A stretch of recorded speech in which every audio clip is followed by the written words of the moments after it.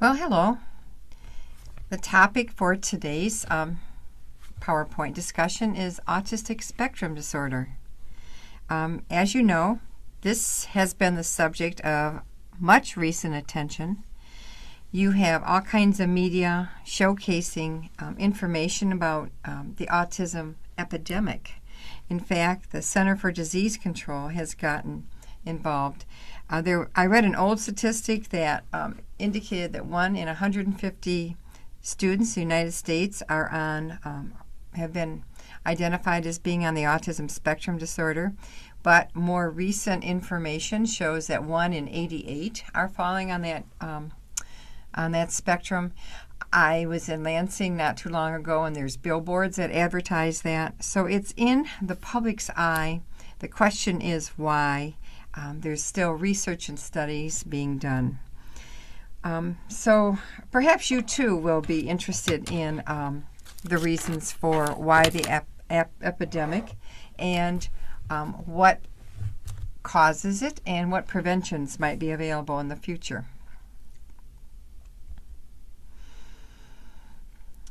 I thought this particularly fitting to support children on this spectrum. If you've worked with or if you have members in your family who are on the autism spectrum, you know that kindness and love is critical to their support. You will enjoy this documentary. It's done by a young girl regarding her two brothers, and it gives you a glimpse into everyday life working with young adults on the autism spectrum.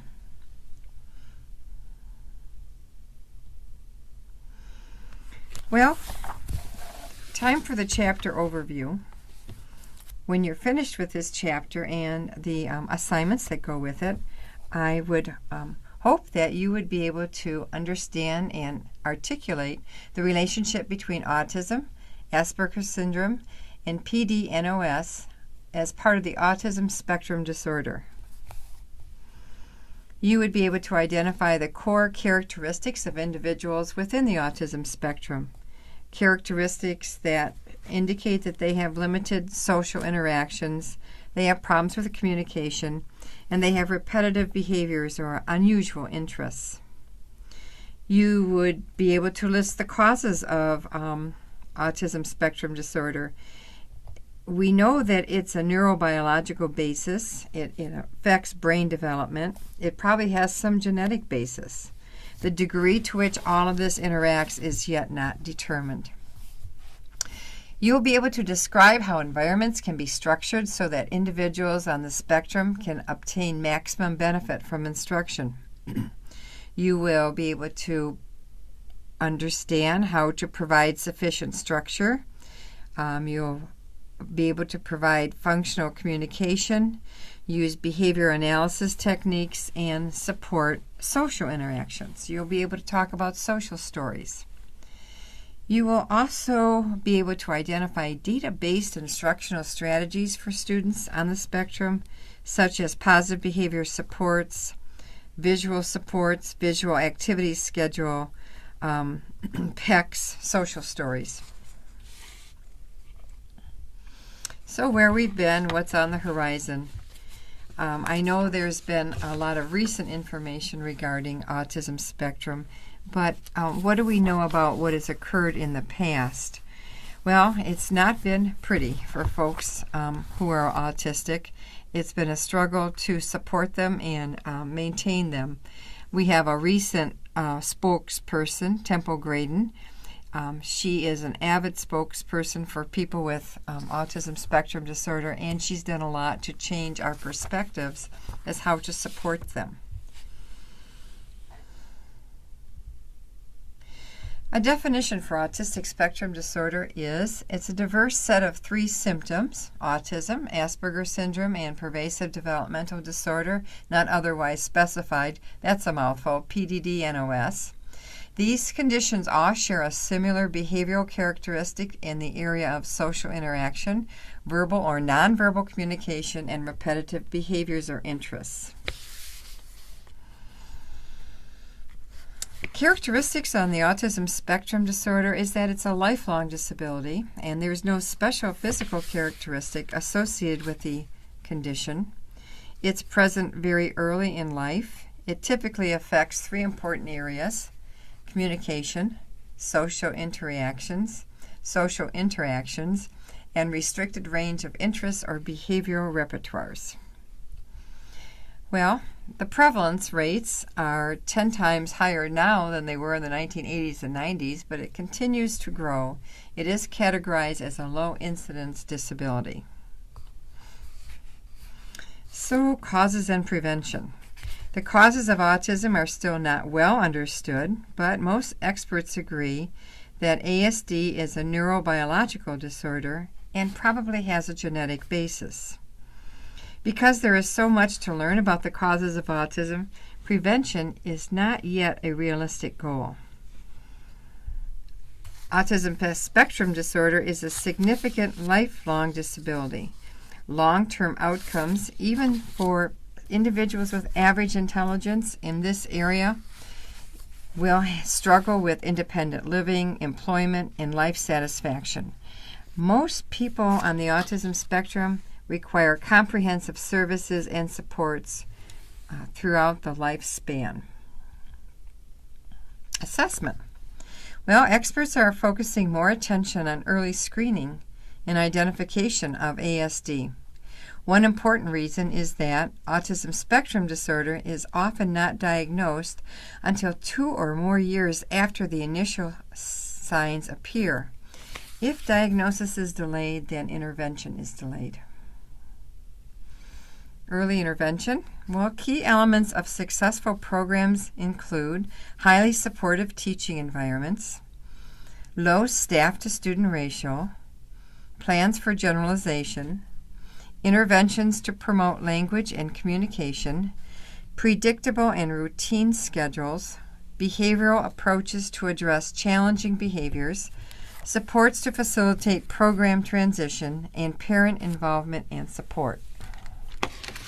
TEACH, T-E-A-C-C-H, it's an intervention program that emphasizes the importance of structured teaching. The Young Autism Program is an intensive program. It can be up to 40 hours a week, and it uses the principles of behavioral analysis, positive reinforcement, extinction, behavior shaping. And then the comprehensive approaches always will incorporate an array of research-supported techniques. Teaching students on the autism spectrum, well, access to the general curriculum, this actually becomes a major barrier because students are often socially excluded from general curriculum because of their behaviors.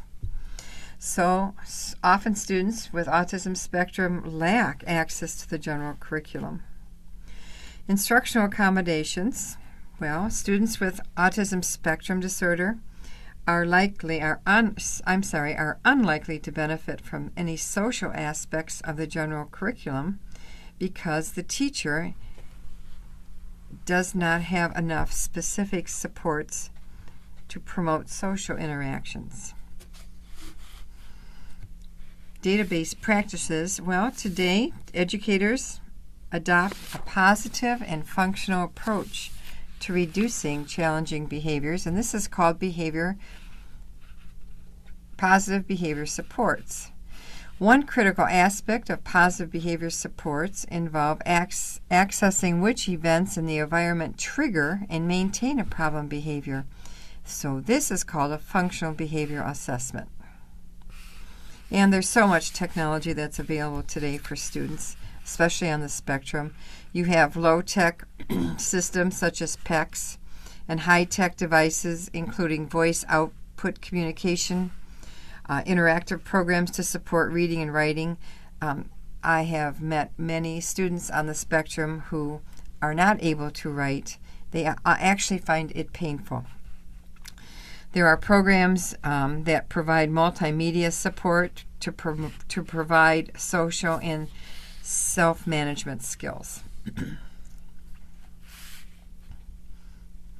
Transition to preschool. Well, some families prefer that children remain in their home-based program until the age of 5. That is allowable under IDEA, and that can provide a better foundation for social skills for the students. Another important transition consideration is for services to the adult life. That is why self-determination is so critical for students on the spectrum, so that they can advocate for their adult needs. Collaboration with school personnel, behavioral analysis. Behavioral analysts are support personnel with expertise in applying behavioral principles to teach specific learning objectives. Teachers and behavioral analysis can collaborate to implement behavioral goals. There are collaborative practices that minimize conflict.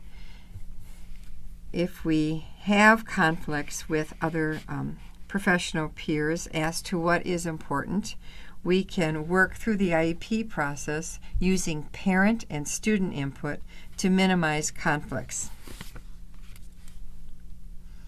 Partnerships with families and communities.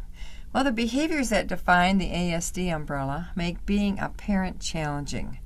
Many programs recognize these difficulties and provide supports for families.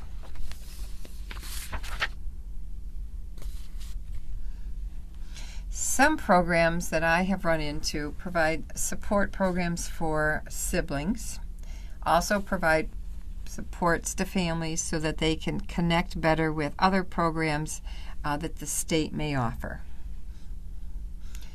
A quick summary: Asperger's syndrome, autism, and PDD-NOS are all part of the group known as autism spectrum disorder. ASD is a complex set of conditions. It represents common problems in the area of communication, social interactions, and repetitive interests or behaviors. Early intervention is very important. Effective approaches include sufficient structure, supports for functional communication, use of behavior analysis techniques, and supports for interactions. Autism spectrum disorder is a lifelong disorder. I'm offering you some resources. I want to particularly point out Autism Speak web page has a wealth of information. There is a short video there that you will find informational. And I urge you to watch this Temple Graydon